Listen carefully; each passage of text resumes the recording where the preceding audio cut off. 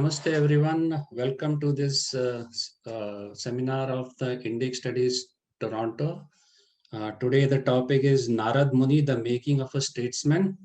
And our speaker today is Shri Aditya Satsangi ji. He is author of many books, including a book on Narada Muni, which you can see on the screen. Just last week, he has released 2 more books, and he is the inventor of the term Sattology. So he's an American entrepreneur with a keen interest in Dharmic traditions and texts. So welcome Aditya ji, and please continue. Namaste, namaste. And thank you Prasad ji and all the hosts, Samir ji and the hosts of Indic Studies Toronto and all the viewers who are watching us live. Namaskar to all of you. So before I start, I'll tell you the background why I wrote this book and which you all will relate to. By the way, these are the titles that I have published so far. And you'll see a next title coming next week and one more book getting launched in India, which is on Yudhisthir Maharaj. And my interest in these topics has been that we can derive maximum valuable lessons from these topics, especially in this world today. And somehow the big mythology tag was attached. So all of you know the myth means imaginary or fake or lie. And the mythology word is used extensively whenever I see Indians calling Ramayana, Mahabharata and my ancient mythology, it pains my heart. So therefore I coined this term Sattology. And it's an adjective. Sat means truth, logos means study or science. Sattology means a science of truth or study of truth. So our ancient scriptures are full of wisdom. And especially when I was reading Mahabharata, I have done extensive study on all aspects. I found the characters to be so strong. And one of the things which struck me was when I was going through Sun Tzu's Art of War, and I studied it, read it, I found it to be very exploitative to a large extent. And later on, I discovered that he copied from Kanik's instructions to Yudhishthir, which I covered in my Yudhishthir, the making of a Samrat book, which is the greatest emperor. I call it Samrat Yudhishthir. Now, today's topic is obviously the making of a statesman. And we all know good politics drives good nations. If the politics is not good, the nations cannot stand together. It's very important. So there are 113 questions asked by Narada to Yudhishthir, which on all aspects, governance, military, dharma, culture, and various other places, like for example, even economy. And one of the questions is also on whether you organize conferences, agriculture, all aspects he covered. And Yudhishthir Maharaj says, yes, I do it. So just thinking of our scriptures as just purely, so usually when you ask the meaning of dharma from many people, they will explain dharma as mostly connected to religion. And dharma doesn't mean religion. Dharma means essential activity, essential quality, intrinsic value, or generally it is dharma also means compulsory duty or kartavya. So the dharma has a very wide range meaning, and somehow people think that religion means dharma. No, religion means mat or panth. Religion doesn't mean dharma, because religion means legionnaire, and there are many conflicting versions of that. But I went into the etymology of the word. Legion means an army. If it's a Roman army, is divided into legions. So legion north, legion right, legion. So religion means people who have ran away from the Roman army, joining back the Roman army. That is religion. And later on, we all know the history of Christianity, that how Pope became the Roman king. And that's how since then the religion has become prominent, because they had a philosophy. Romans said, if you want to conquer the world, conquer them through faith. So they made up many, many stories. And I think that's a topic from a different time. But today we're going to focus on my book and why this book becomes the guideline for many politicians. Therefore, I dedicated this book to all the political leaders of the world. Every political leader aspires to become a statesman, but without playing a politics based on dharma, you cannot become a statesman. And this has been widely published and widely commented by many Indian politicians, especially many of them, Dr. Swami, Ram Madhav, and many other people. Also, it's in the US Library of Congress. So coming to, before I touch on this book, I have 2-3 slides where I want to tell you who is Narada, because that was one of the main points. So number one, who is he? I hope you can see my slides clearly. Can all of you see that? Yeah, it's clear. Yeah. Okay. Who is he? Who is Narada? Because Narada has been spoken to be, and I'm going to come to you. He's the son of Brahma in the second incarnation. Like not second, I will say the latest one, which is he has got a eternal life. He has the power to travel all the 3 loka. Now, when you believe in Sanatana Dharma, you believe in all the gurus. Narada Muni is such an important figure in our culture that he is the guru of everything that we see, everything that we experience, right from our Pancharatrika, like the way we worship, to politics, to Arthashastra. He is also the expert in Arthashastra. Very few people know it, because when he talks to Yudhishthir, he says, I'm not going to instruct you on Arthashastra because I know that you are already good in Arthashastra. So from him, we come to know that Yudhishthir was a good Arthashastri also, because that was a primary requirement for a king, that to understand Arthashastra in order to be qualified for Raj Dharma. And also, if you see Narada, he has inspired many of the leading books that we see. Like one of the things that he inspired, I'm going to come to that later on, Srimad Bhagavatam. When Vyasdev had written Mahabharata, and Vyasdev had written all the Purana, all the Veda, his disciples wrote it down, compiled it. Then Vyasdev, Narad Muni came to him and said, you have written about everything, but you have not given people the solution for the ultimate goal of life. So with the inspiration of Narada Muni, Vyasdev compiled Srimad Bhagavat, which you all read, Bhagavat Puran. It is also described as Amala Puran, spotless Puran. Like the purpose of the Srimad Bhagavatam is to drive a human being towards the ultimate realization. And he is also the author of Pancharatrika, which is the treatise on deity worship. So before we touch upon that, he was son of a maid. Before, in his last birth, he was serving many saintly people, and therefore he got the eternal life with Brahma. And so when people say casteism, first of all, caste is a European term. It has nothing to do with India. India has a Varna Vyavastha. And so even anybody can be qualified to be a Brahman or Kshatriya or Vaishya, Shudra, anyone, based on the guna and karma. It doesn't matter. Based on the actions determine who you are. Like I ask usually a question to many people, that who do you think Narendra Modi is? Because all of you, mostly from Indian connection, you are. So Narendra Modi or any ruler of the world, by actions you realize that they are Kshatriya. Kshatriya means one who protects dharma through political means. And it's not just, you cannot call anybody as Kshatriya. If they are not connected to Veda, they're outside the Varna, because they don't recognize Veda. So anyone who can be, like, for example, Shabari, you must have heard from Ramayana, she was outside the Varna, but she was the guru of all the disciples of Matanga Rishi. So you can see that Varna, like your birth, doesn't play a very important role in our culture. Your actions and your qualities play a bigger role. So Narada is son of Brahma. In the previous birth, he was son of a maid, and he's also biggest pracharak. And you can consider him as a scientist, researcher, philosophy. When you use the word Muni and Rishi, they both have different meanings. Muni means a thinker. Rishi means a tapasvi, like somebody who is not only a thinker, but also a tapasvi.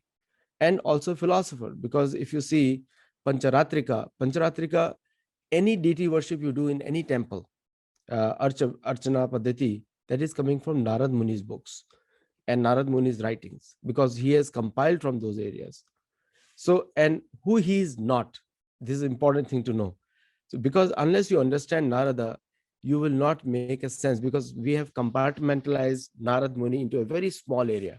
We just think of Narad Muni as a reporter. This is a patrikar. His work is to send people out or report news from this world to next world.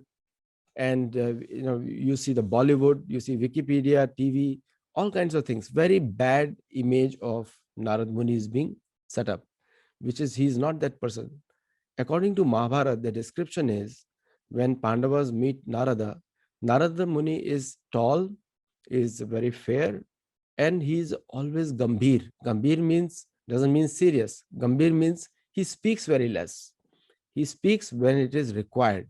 That is his personality. You today you meet a scientist and a researcher, especially I live in San Diego. We have so many Nobel laureates, and I've seen many of them in coffee shops. Generally, those people, you have to prod them to ask them something, because they're so busy in thinking. Manasvi. So these Narad is that kind of personality. He's very thinking personality. He is very focused. He's always is always appears to be very busy. Unless you ask him something, he doesn't reply. Very few places. And if you go in the media and anywhere else, especially so many movies are there where they call him a comic figure, and where they actually make fun of him, and they call him chugalkhor, like somebody who is busybody. He's taking information from here to there, there to here. All this kind of things happens. So when I went into the research of Mahabharata and Bhagavatam, I've done extensive study on them. There I found out that Narada is actually the person who is moving things. He's the guru of all gurus. He's the teacher of all teachers. You can call him the topmost pracharak. And because of Brahma, he got a power to travel across different loka. Now, today's modern scientists, they think the lokas don't exist. This is just an imaginary thing. No, it does exist. And there are multiple dimensions. More and more scientists are coming to that. One thing you should understand, that Vedic information is a pratyaksha praman. Pratyaksha means it's not anuman, it's a pratyaksha praman written down. It has become shabda praman. So means somebody has seen it. Just because you have not seen it doesn't mean it doesn't exist. Like many people in Africa have not seen USA or India also. It doesn't mean that Africa doesn't exist. Doesn't mean that USA doesn't exist. It does exist. Just because you don't know doesn't mean it doesn't exist. Yeah. So the Shastra is very important for us. So when you see a person like Narada Muni, with the qualification that I just mentioned, they have no time for fiction.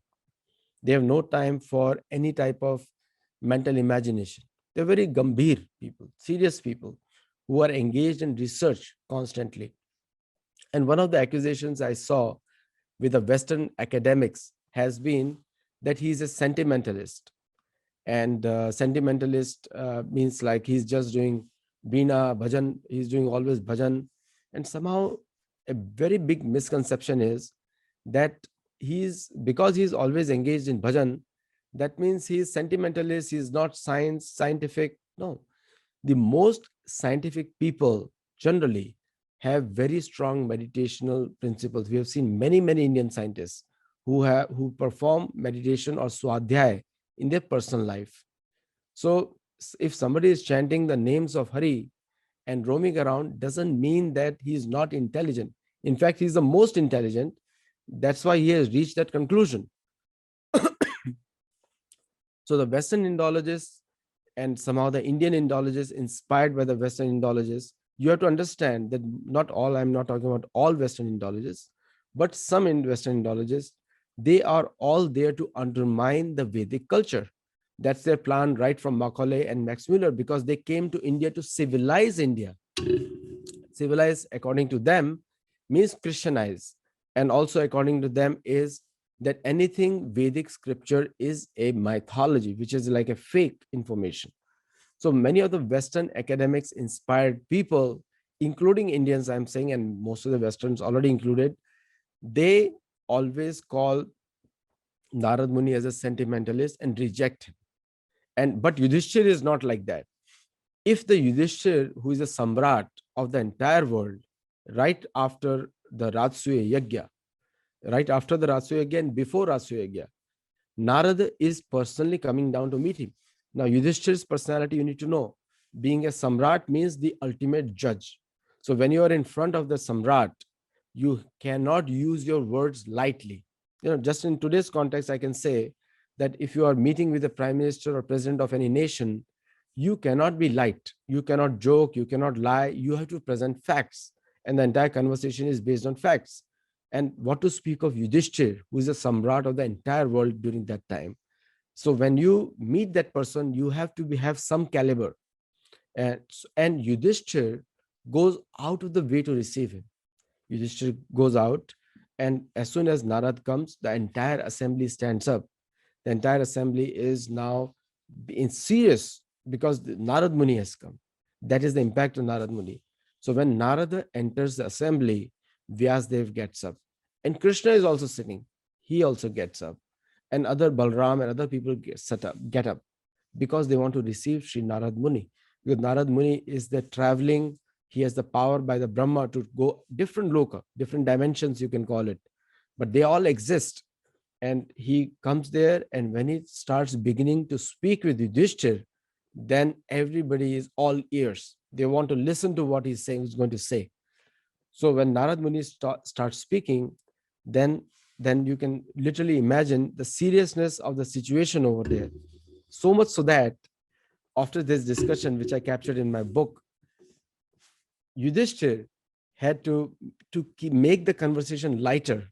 Yudhishthir Maharaj asked him, can you tell me about the different places of residence of different devta? Just to lighten the conversation. On that, Narad Muni smiles because he understood it's a light conversation. So when Yudhishthir is sitting with Narad, is full attention, 110% or more than 100%, I can say, between Yudhishthir and Narad Muni.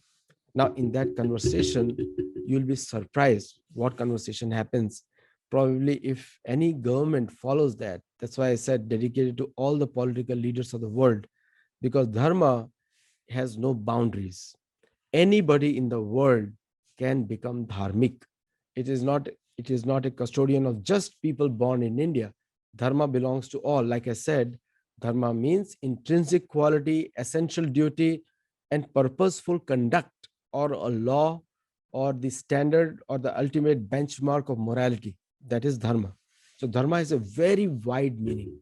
I ask sometimes a question usually to people, that what is the dharma of water? So the dharma of water is liquidity, saralta. So ice is an unnatural state of dharma. So unless you understand this background about Narad Muni, you won't be able to understand who he is. He's probably the biggest personality that we have ever seen.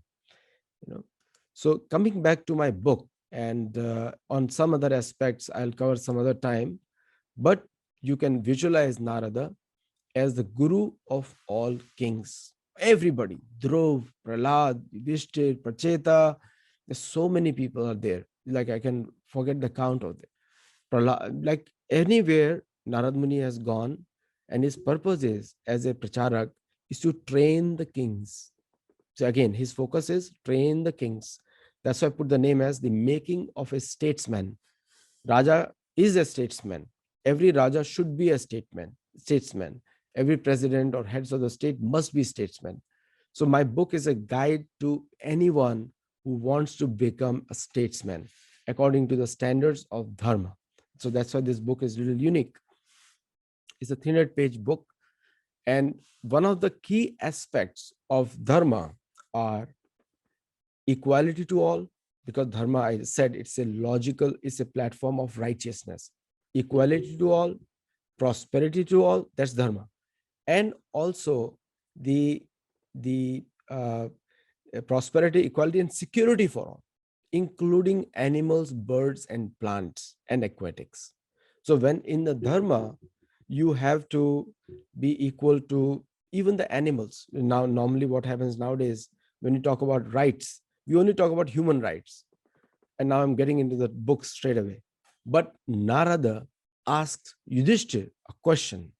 He says, are you taking care of all the animals in your kingdom? Are you taking care of aquatics? Are you taking care of all the people who do not have financial wherewithal to survive the society? And Yudhishthir says, yes. So this is the question he asked. Then another thing he asks, in times of, so Narad, generally you have the impression, and you can ask me questions later on, you have the impression that Narad Muni is just talking about dharma means religion. No, he covers all aspects of politics, including spycraft. Like he says, it is the duty of a king to always increase the territory by removing adharmic people. And he asked Yudhishthir, do you do that? So now you see adharma everywhere around us. Women are not protected, children are not protected, old people are not protected. That is all adharma. And trees are getting cut unnecessarily. That is also adharma. So, and also the prosperity or income is undivided, not equally divided. That is also adharma. So he asks Yudhishthir, in your kingdom, do everybody make proper, like earn properly? And Yudhishthir says, yes, everybody earns according to their work. And he asks them, do you always try to send spies? Now, again, I said it has a topic of spycraft also. Do you send spies against the officers of your enemy state so that you know where they are going, what they're doing? Yudhishthir says, yes. And Narad Muni asks, so these are all the questions about the governance, spycraft, foreign policy. He says, when the enemy is strong, do you make friends with them? Yudhishthir says, yes. He says, when the enemy is weak, do you subdue them? He says, yes. So again, the relationship with the enemies. Somehow in today's politics, we don't follow any of these teachings. We have, unfortunately, we claim हमने किसी पे युद्ध नहीं किया, हमने किसी पे आक्रमण नहीं किया, हमने किसी को आज तक, हम तो किसी बड़े शांति प्रिय. This is not Narad Muni's teaching. Narad Muni is not teaching that. Narad Muni says, without Sanya Shakti, a kingdom doesn't wield its power. You cannot establish dharma without Sanya Shakti. It is important for a Raja or the head of the state or the country to be powerful only when their armies are strong. And he asked this question to Yudhishthir. Yudhishthir says, yes. See, many of the current problems you see today, when you question, why didn't we do this? Because we are not following dharma. We are not following a Narad Muni. We are not following Chanakya. Chanakya is one of the biggest students of Narad Muni. Arthashastra, Kautilya's Arthashastra, Chanakya's Arthashastra is based on these discussions of Narad Muni. And Chanakya is very honest. Chanakya says his information comes from Ramayana and Mahabharata. That's why the British banned Mahabharata. They spread the lies that Mahabharata should not be kept in the house. You must have heard this many times. Mahabharata we should not keep in the house. If you do not keep Mahabharata in the house, you are also not keeping Bhagavad Gita in the house. And Bhagavad Gita is a single most important source of entire Vedic information. So, and it is written by Ganesh and spoken by Vyasdev. And so all these misconceptions are spread so that you remain weak.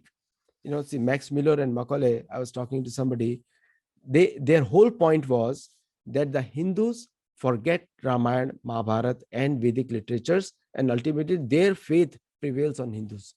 Even today, we are speaking the same language. We are still speaking the same language.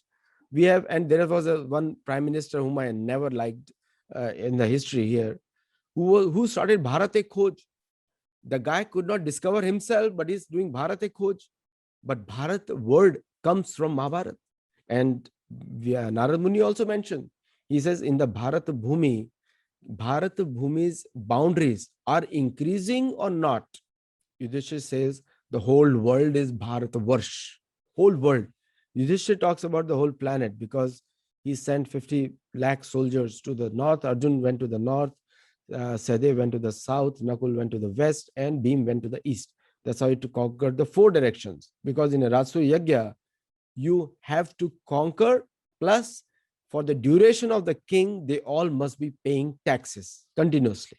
That's called Rajasuya Yajna. That's why it is the most difficult of all the yajna anybody performs, and which Yudhishthira Maharaj did in one go. Even though he was not ready, but Narad Muni inspired him, because Narad Muni said, again, the inspiration behind Rajasuya Yajna also came from Narad Muni. Narad Muni says, your father Pandu is today in Swarglok. Swarglok also is different levels. So, there is a Yamloka, there is a Kuber Loka, there are different Loka. The highest is Indra Loka. So in the Indra Sabha, Raja Harishchandra is there, but your father is in the Yam Sabha. Yam Sabha is not Yamlok. Yam Sabha is where Yamraji is sitting. So he's also Swargalok also. So he said, Yudhishthira said, what I need to do? So Narada Muni said, Rajasuya Yajna. Now Rajasuya Yajna is a military Yajna. You can say Raj Suya, we have to expand the kingdom. So then Yudhishthira Maharaj was initially not ready, because Jarasandh was the biggest king during that time. He controlled 25% of Earth's land mass. And these instructions were asked to him before the Rajasuya Yajna. And after the Rajasuya Yajna, also he comes to check whether he is doing it properly or not. Because it is Narad Muni's duty to check on disciples. Nowadays, we think that gurus should be smiling and just doing some talk, and then we are just answering, or we pay some dollars and that's how you get a guru. No, guru's purpose is to keep you in check. And Narad Muni is not a guru like today. He keeps people in check.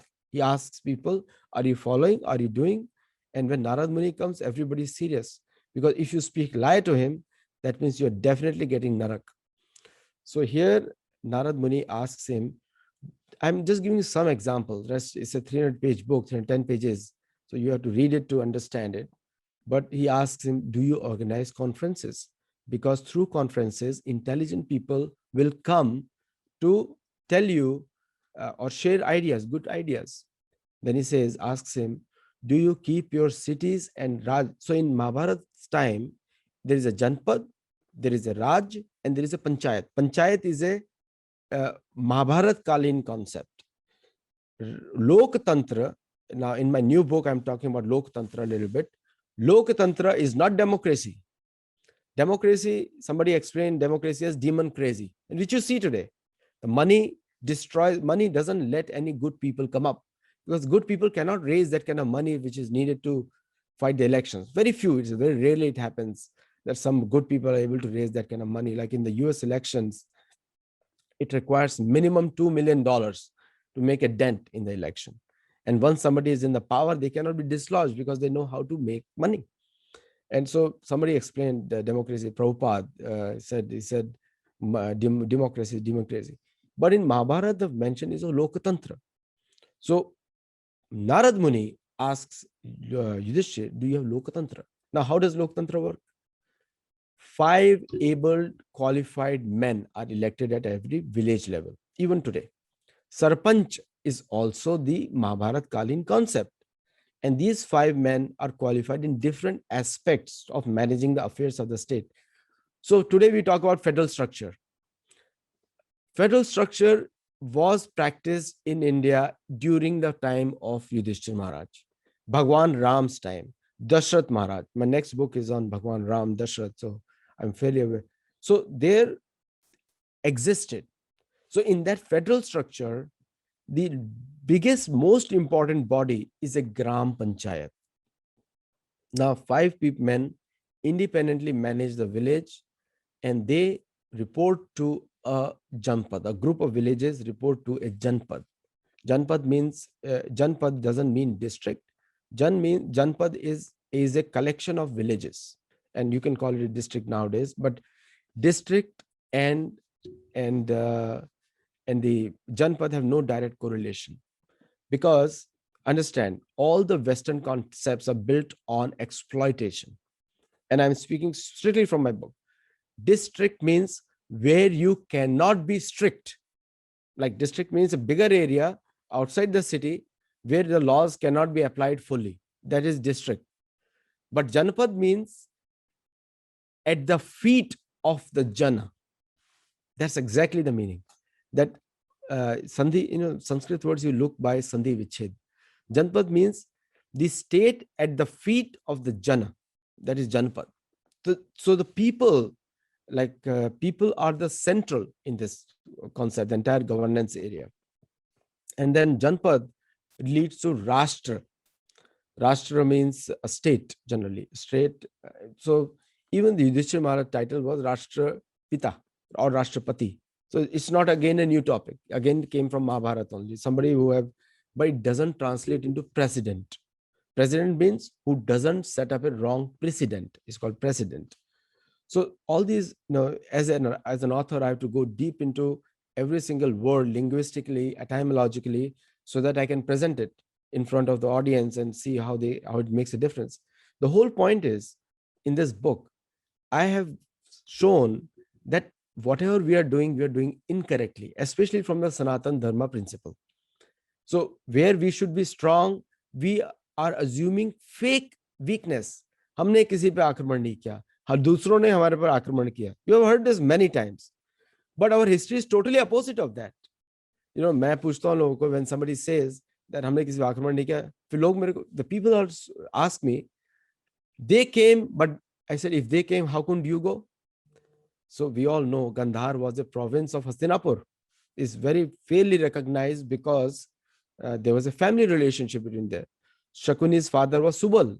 Subal was the Raja of the Gandhar Desh. Gandhar Desh was the subjugation. They used to pay taxes. Nakul extracted taxes again to Hastinapur. Hastinapur was the king, was the seat of the king of the entire area. Even though Yudhishthir was a very well-mannered man, like he could not break any rule according to dharma, and dharma also means strong. So I had to, after writing this book, I had to write about Yudhishthir because people think he's a weak king. He's not. He's very strong. Just the fact that a person like Narada Muni is coming to guide him, that doesn't show that he is weak. So Narada asks him, is your food cooked properly and protected from Vishakanya? So even during that time, there was a concept of poisoning. And so Yudhishthira Maharaj said, yes, I am well protected. Narada asks him, are your bodyguards wearing red clothes? So Yudhishthira Maharaj's bodyguards wore red clothes. It is an old phenomenon that all the bodyguards, including today, Indian president's bodyguards are red, British monarchs' bodyguards wear red clothes. It is an old custom because they could stand out from the other crowd. Sorry about that. So this was a custom over there. Then Narada Muni asks him, are your farmers secure? There was a farmer protest. And Yudhishthira says, my farmers are taken care first. He says, Annadata. The word Sanskrit word used here is Annadata. My Annadata are taken care first. Then he asks Yudhishthira that, do you tax people properly? Yudhishthira Maharaj says, yes. So he says, asks him, do you tax people more than they can afford? Yudhishthira Maharaj says, no. I never tax people who cannot afford. Only people who can give. And Narada Muni says one more thing. Very interesting. Do you tax more than 25% of their spendable income? Yudhishthira Maharaj says, no. I never tax anyone more than 25% of their expendable income. Now, such specific details Narada Muni goes in. Then Narada Muni says, do you take care of women? Do you think, are your women protected? Yudhishthira says, yes, they're always protected in my kingdom. And he says, do you have strong people guarding your cities and frontiers? And do you have ayudh at the proper places, like all the artillery and everything at the proper places? And are they all functional? Now you'll wonder why Narad, a saint, is asking for all the weapons and other things, because that falls under dharma. Dharma includes that. It is wrong information. Dharma doesn't include that kind of information. Dharma includes that information also. It includes everything connected around our life, right till the time of moksha, right till up to the point of moksha. The moksha is also dharmic topic, but all these things is called varnashram. We don't understand varnashram. We don't understand Artha Shastra, but this is all included over there. Then he asks him, do you take care of your enemies? So that means Yudhishthira must be having many, many enemies. So he says, do you take care of your enemies or the officials of the enemy states by taking care of them? He means to say by they should receive whatever is needed. So he says, yes, I do that, and I keep them close to me so that I can listen to them. So again, the strength of the Sanatana Dharma is coming from the point of Sanya Shakti. Then he says, these states are maintained, the Sanatana Dharma spreads when the Sanya Shakti is high. He says that to Yudhishthira. And then, so Yudhishthira Maharaj accepts it. And one of the very interesting topics which relates to that is, because we all talk about all these things, he asks him that, do you, now just also understand that Narada is talking to the head of the state and a very powerful king. Narada Muni is not talking to an ordinary person. He's talking to the head of the kingdom. So he asks him that, are your saintly people safe in your country? Like people who are engaged in ashram and everywhere. What does Yudhishthira Maharaj says? He says, every ashram in the country is maintained directly by me.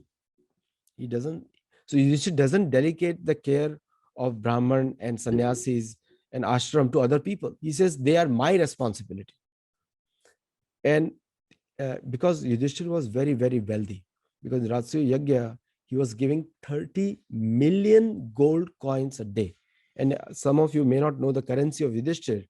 I must tell you, if you do not know, the currency of Yudhishthir is called Nishk, is the actual name of the currency. And he was giving 30 million a day. So much so that there is a small incident in Mahabharata that Duryodhana becomes tired of donating. There's so much money here. So, and he empties everything. So then Narada Muni says, are your temples safe? So understand that during this time of Mahabharata, when we're talking about, and in this time, the temples were an important source of social justice. So temples were the source of science, innovation, social engineering, and architecture. Therefore, temples were made very, very big. So temples could accommodate 30,000 people, 40,000 people. Even today, if you go to ancient temples like Jagannath Puri temple, every day you have food for at least prasad for at least 35 to 40,000 people a day. The whole town can live on that. So that's how the temples were made. And there were big kitchens there, big places of shelter. So people who do not have home, they can live there. Plus there was a place for chintan. So those places are not for just chintan on some psychedelic thing. Chintan on how to improve Loka Sangraha. Loka Sangraha again is a concept of Mahabharata. Loka Sangraha means benefit of all people over there.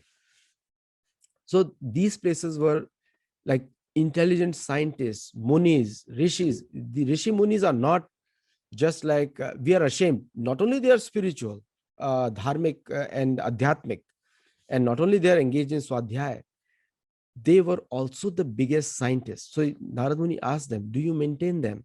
Does the state maintain them? Today, our culture is getting spoiled because state doesn't help us. When somebody tells me, when I go to a temple, they say, you should not give money to her. I said, no, I give to everybody I meet. Because if I'm not helping them, who is going to help them? Or you are not helping. There is no other community is not going to come and help them. It is our duty to maintain. It was Yudhishthira Maharaj's personal responsibility to maintain. Now, Yudhishthira Maharaj maintained 88,000 qualified graduates as his assistants, people who were advising him. So 88 to 100,000 Brahmanas were constantly advising Yudhishthira. So he was not ordinary, not just 5 brothers sitting, no, and just discussing. No, they had 100,000 people, the whole department advising him on strategies. Understand, he's running the government for the whole planet. And Yudhishthira Maharaj, Narad Muni knows that. Who is he? Then one interesting thing he asked, I talked about conferences, and one of the interesting thing he asks him, very, very interesting. He says, do you ever delay in your salary to your important officers in your armies and also the state? Because see, we may think Narad Muni is not thinking like that, because but when you're talking about Loka Sangraha, you have to cover very, very small details also. So Yudhishthir says, no, I take care of them first. Anyone, so the salaries are on time, the salaries to the armies on time, salaries to the officers on time, and whatever has been agreed. And Narad Muni gives a reason that if the salaries are not on time, that person may change loyalty. So people were not, even that time also, people were not just loyal because you had a charisma, because everyone has to run their family. So Yudhishthir Maharaj was thinking in terms of very ground, like today's problems you see. Like if somebody is not getting salary, they may not work for you. The same problems are there also. So Narad Muni says the salaries have to be on time, and also to the especially to the army soldiers, and also people who are willing to give their life for you. Another is important aspect. Now you see that most of the today's foreign policies, especially I've talked about a Dharmic country like India, we are not following Narad Muni in any way. And we claim to be Sanatan Dharma followers, we claim to be all kinds of things. But when we don't follow our own gurus, what is the success we are going to have? So our gurus are teaching us all these things, and I have very good friends who are doing amazing research on these areas on the dating side. Nilesh and other Nileshok, and there are many others also. But so they're all doing research on the dating side. My focus is on the narrative. That if we do not respect the teachings given by our leaders like Narad Muni, how can we complain that our dharma is not increasing or not spreading? So we have to start rethinking. We have to start re-strategizing that how we can bring these values back to us. We have to bring Narad Muni in the center of our governance. And I always tell people that I have told many politicians that if you read my book, you'll never lose an election, because it teaches you all aspects that you need to cover, all bases. We covered animals, covered agriculture, covered science, technology, covers governance, covers spycraft, which is very important element for a state. And one thing Narad Muni asks Yudhishthir, do you personally see what are people happy in your kingdom or not? You will see many, many narrations. Even Ramayana Kalin narration you will see where Bhagwan Ram went out, Bharat used to go out, Shatrugni used to go out, Lakshman used to go out. But here Bhagwan Yudhishthir says, yes, all of my brothers do it. All of us go out. And this is a fact, they do it. Another thing is the timekeeping. So how a Raja or the head of the state or a person who is in politics should maintain their time. So he asks, this is one of the first questions he asks. He says, do you spend your time wisely? Like, do you not waste your time unnecessarily in other things? Generally, the impression which is given to us by all the mythologists is that kings were all just enjoying with women and other things. They're not focusing. All wrong information. Because what they're trying to tell you is that everything which anyone does in the world has come from Western society, which is totally not true. In the Mahabharata time also, Yudhishthir says, Narad Muni tells him that the morning time is for Swadhyaya, day for work, and evening for enjoyment or relaxation. So this is what he tells him. So the morning, afternoon, evening. So every king or the head of the state has to divide their time like that. So when they divide their time like that, then it is possible for people to manage properly. So there are many different aspects of governance, like how the society needs to be set up. So Narad Muni even goes to that extent. Does every section of the society have a place to grow? And people who are not part of the Varna, because there is a Varna Vyavastha and there is some people outside, like Adivasis, outside the Varna. So Yudhishthira Maharaj says, I take care of Adivasis the first, and the Shudra, and Shudra doesn't mean low class. Shudra means somebody who does paricharyatmakam, who serves others or takes some salary and serves others. So the doctors and engineers, they are all considered in that category. And Vaishya means Krishi Goraksha Vanijyam. And then, so he says, yes, I take care of all the Varna, and each Varna has their own places to stay. So if you, so very, very scientific information. If any politician uses that, he will understand what things to focus on, what things not to focus on. Because we have kept all our great teachers in a bookshelf and put them in the cupboard, and we open up the Western authors and start reading, which they are copying for us in any way. Most of the Vastu Shastra is being implemented in most of the American stores. You'll be shocked that how come American stores are Vastu perfect? Because in Germany, they copied them over. They call it the Western science of construction, a 9x6 division, and it has come to. So we have to come back to our platforms where we come and teach these things again. So Narada is not a mythological figure. He's a very scientific, he's a thinker, researcher. He's called Muni for a reason, because he's a thinker. He thinks deeply on every single small issue. And he's the same person who gives us puja paddhati. I have the experience, probably all of you must be experienced, that how detailed is Narad Pancharatrika. Very detailed. Every mantra, Shodash Upchar, all those things are there. So he's the same person who is also talking on these matters, because he's an expert on many, many topics. So I will stop here. And if anyone has any questions, then you can share. These are some of the books he has inspired, some of the books on deity worship. And you can check out all my books here on Amazon. We search on Amazon. And this is the topic of the presentation, the making of a statesman. Any politician who reads it will definitely win the elections. I can guarantee you that. Or he will be very remembered for a very long time. See, all the political weakness we see in India, because they don't have trust on their gurus. They're depending on themselves, that I have to be nice but you cannot be nice to everyone in politics.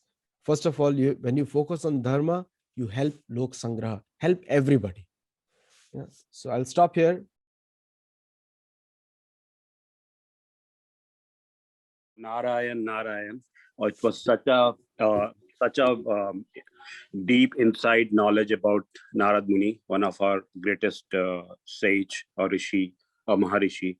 So Aditya ji, very quick question. Again, this is just trying to understand some aspect of Narad ji. So one thing we heard in the speech where you mentioned very eloquently about Narad ji being a Brahma's Manas Putra, which is unke mind se aaye, and he was Sri Hari's disciple Vishnu, right? Question comes in mind is being a son of a Param Pita Brahma, why did he choose Vishnu as his teacher? Because the reason why I'm asking is it's a Manas Putra, like Brahma created based on his intelligence, mind.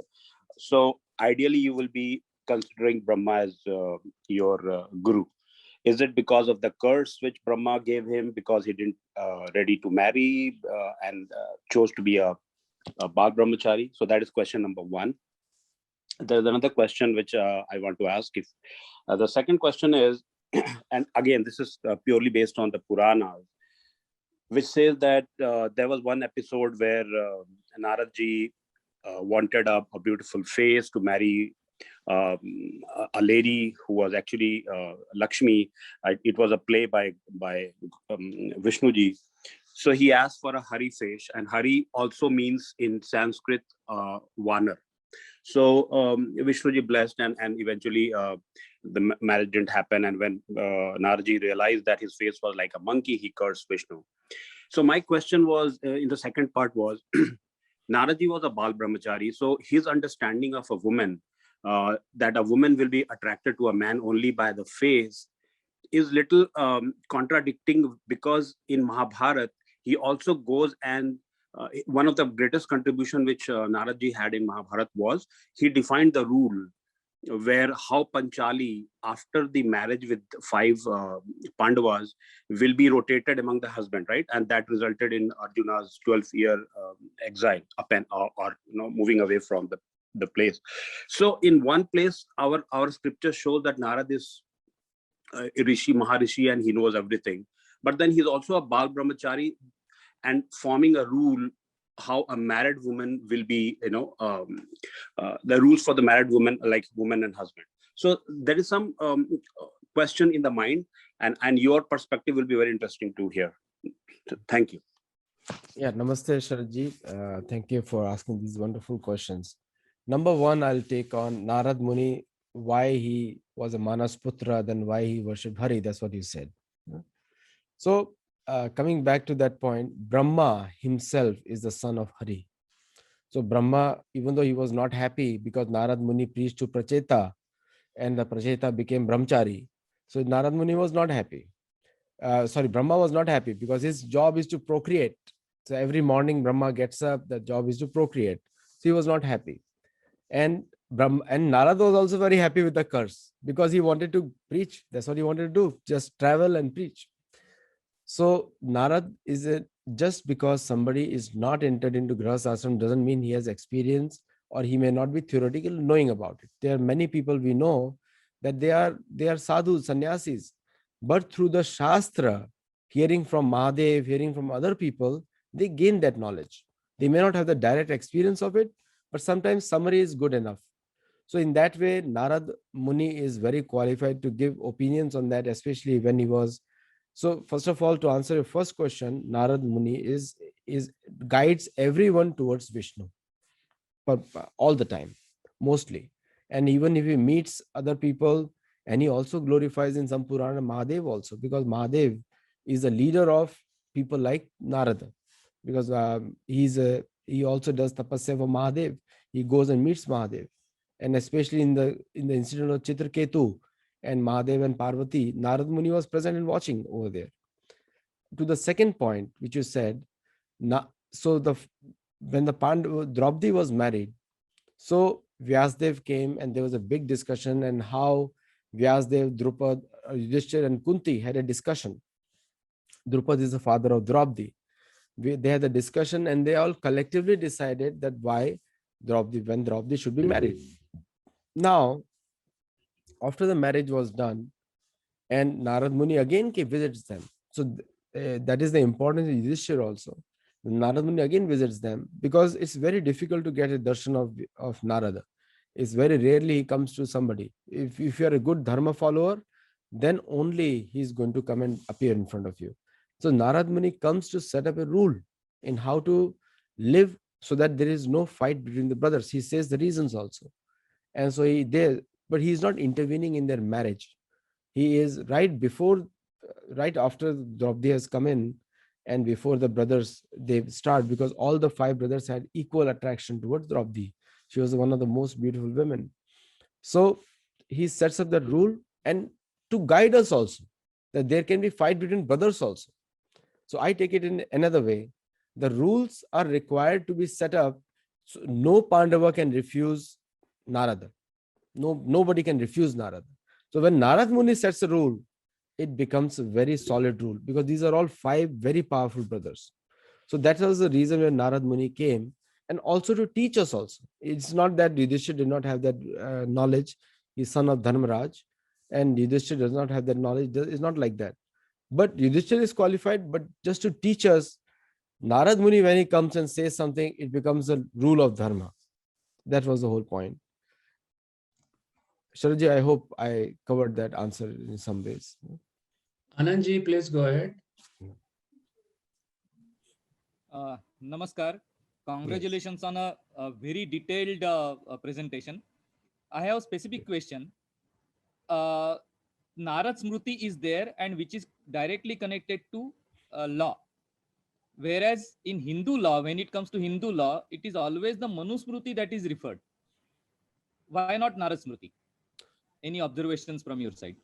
Yeah, good question. Very good question. I came across Narad Smriti as it is. What difference did you find between the two books, if you read it? Manu Smriti is general. Narad is very methodical. Narad Smriti is very methodical and specific. And So- it says, this is done, this is the punishment. This is done, I mean, this is the thing, this is the procedure, this is the responsibility, and this is the punishment if not done. So, So it is Narad- Narad Smriti is a smaller book, but it is actually much more detailed. So you're telling me the right difference. You know, Narad Muni goes into specifics. Like just now, I was talking about the book, very specific, smaller, minute details. But Manusmriti is written by the son. Again, Manu is also son of Brahma. So the city in India which is set up by Manu is which city? Ayodhya, right? Manu city. So the reason Manusmriti is more famous is because of Manu, because Narad Muni also quotes Manu. Narad Muni in the book, if you read it carefully, read the Sanskrit part. If you do not know, it is also comes under Yajurveda also. One of the chapters is in this aspect is also mentioned over there. So Narada Muni is a pracharak, and his students are all the kings. So therefore, he has to make it down to the level where a king should understand. Whereas Manusmriti, Manu himself is the king. So Manu is not going to go into that detail. Manu is covering little bit up, little at a higher level, but contents are pretty much the same. It's just that Narad Muni has added some more descriptions to it.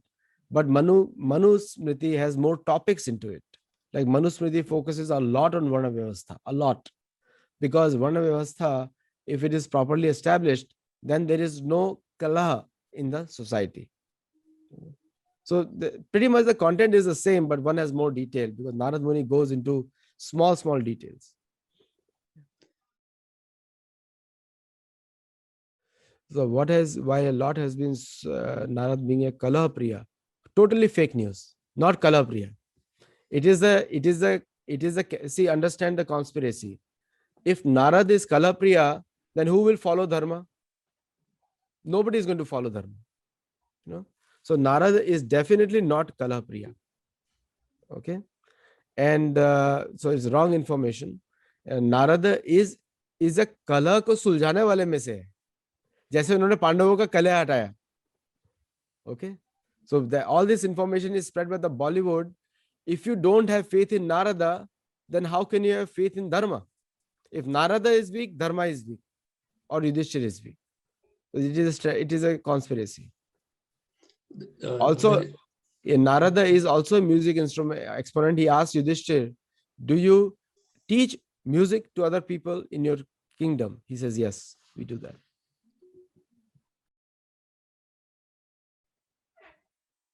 Yes. Narad Bhakti Sutra, Narad Pancharatrika, these are all same books in which Narad Muni advises us how to do bhakti of Hari. And it's the same book. And Narada Bhakti Sutra is a long book. We can have another topic on that. And it's one of the books that I have studied in very early days. Is there any references to Narada before? Many times, right from the beginning of Narada, beginning of Brahma's day, the many references of Narada Muni. And Narada traveling, it is a correct thing. Triloka, he travels at will where to go. And somebody may tell you they don't exist. Okay, for a moment you imagine they don't exist. But I ask you a question: what if they exist? What happens if they actually exist? Then what happens? So we have to go. Like you and I have not gone on the moon, but the American government claims they have gone on the moon. So you and I have not seen it, but we still believe American government, right? So if we can believe American government, which changes its words at every few minutes, what about Narada, who never spoke a lie? So you have to trust Narada. When Narada says he's going there, Brahma says he's going there, Hari says he's going there, Krishna says he's going there, then when we doubt, that means we are not having a right frame of mind, or we are too much into conspiracy, somebody has told us. A lot as a Westerner myself, why do you think politicians have been so much disconnect from those days when kings ruled together were so wise? Thanks for your presentation. See, the thing is, we have rejected entire ancient history as mythology. The entire Hindu history, I'm talking about Vedic history, has been rejected by the Western scholars But they do make money on the Western scholar translations. They have no problem in making money. So any Western scholar you think, whether it's a science, astronomy, they make money on Vedic scriptures. But learning from it, they don't say it, because they are there to propagate their history, which is like either the Christian faith or Abrahamic faith. So it's all about the faith, because it's all about money at the end of the day. So that's why they don't take it for granted, nothing. If you look at today's writings, any book you pick up, so ordinary. Like it's like I read the first few lines and I say it's a junk for me. Most of the books today are very ordinary. There's nothing to learn over there, because somebody is telling about their experience, what they ate in the morning, what they flew up. And I don't know why Americans read those kind of garbage.